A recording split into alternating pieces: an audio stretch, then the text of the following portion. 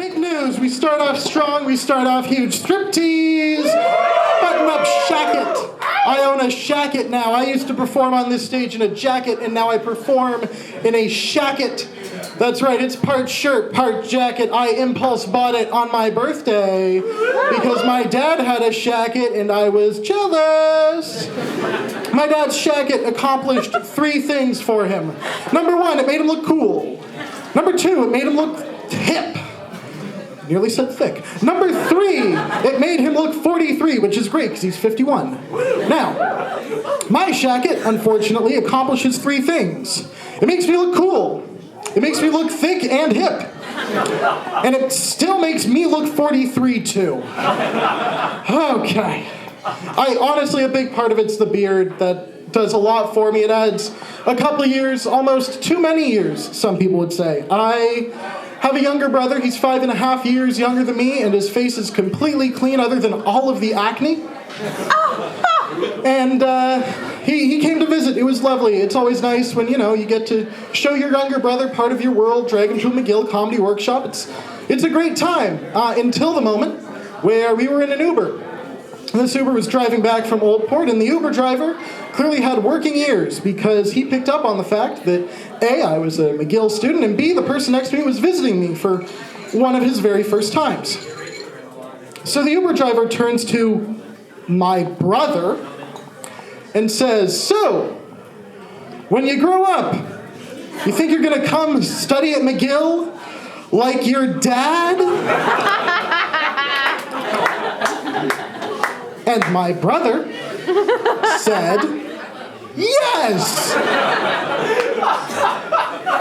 Now, this may seem like fun and games to all of you, but up until the day of that fateful Uber ride, my Uber review score for 8 solid years, 8 perfect, occasionally sober years, had been 5 flat stars, 5.00. And as soon as I got out of that Uber, my score dropped down to a 4.98. What kind of dirtbag father does this Uber driver think I am? What kind of visitation rights must I have gotten in the divorce for my son to be visiting for the very first time to the place where I have very clearly been studying a while? What sort of terms did I get on that? How badly do you have to get screwed to get, visitation in January only in Montreal? No, it's a real shame because I care about what other people think of me. And I just want that Uber driver to know that I would be a great father if I was one, which I'm not. I would be a great dad. I'm a compassionate, thoughtful person who would only ever run off on my child if I had a Tom Brady level excuse to go date a supermodel. That would be a lot better. Anyway, sorry, I'm getting self-conscious about the shacket. Are we good with if I just lose a little bit of hello? There's the sort of wailing I was hoping for. Now, oh man, the passage of time affects us all. They're finally making a new season of Stranger Things this year. They're saying it's the last one. I am excited to remember what Stranger Things is about. I know that there was something about the Upside Down, and I think we cared a lot about rescuing Barb or not rescuing Barb. I don't remember who Barb is. And I know that the things kept getting progressively less strange because it turned out that the Soviets were behind it the whole time. But other than that, I really don't remember much. What's weird to me about Stranger Things is that it's a show that started a bunch of years ago, and now or later, if you were to make Stranger Things now, it wouldn't be set in 1984, it would be set in 1992.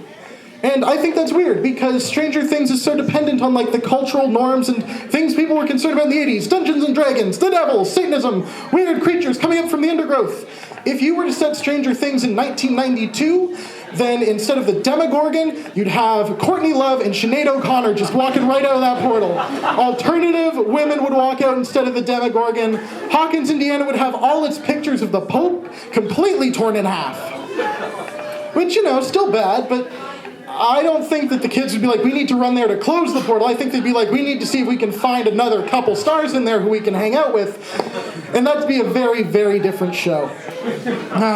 Choice. I don't understand a lot of people. I think that would be very confusing. I I was reading an article the other day about two people who were in a BDSM roommate situation, like a whole sub-dom thing, but they were still just like roommates. And it was about two women, and I feel like I should say that because as I was reading it, I had the realization that a BDSM roommate relationship between two women is the exact same thing as any roommate relationship between two men. Strange movie posters on the wall? Absolutely. People sleep on the floor sometimes? Yeah. There's a huge rope contraption in the living room you can't touch, and if you're wondering why, it's because you plug in 4 GameCube controllers and then you get to play Smash Bros. But the weirdest part to me was when they described how their relationship functioned as roommates, because it was this strange piece where it was like, if Zoe can't do the task that Anna sets out for her, then Zoe will ask if she needs a different task. And that's just like being roommates, you know? It reminds me of all the times where I'd turn to my roommates and go, "Hey, I saw that you didn't have time to clean the dishes before you left for class this morning. You've been a bad boy. And I've got a new task for you.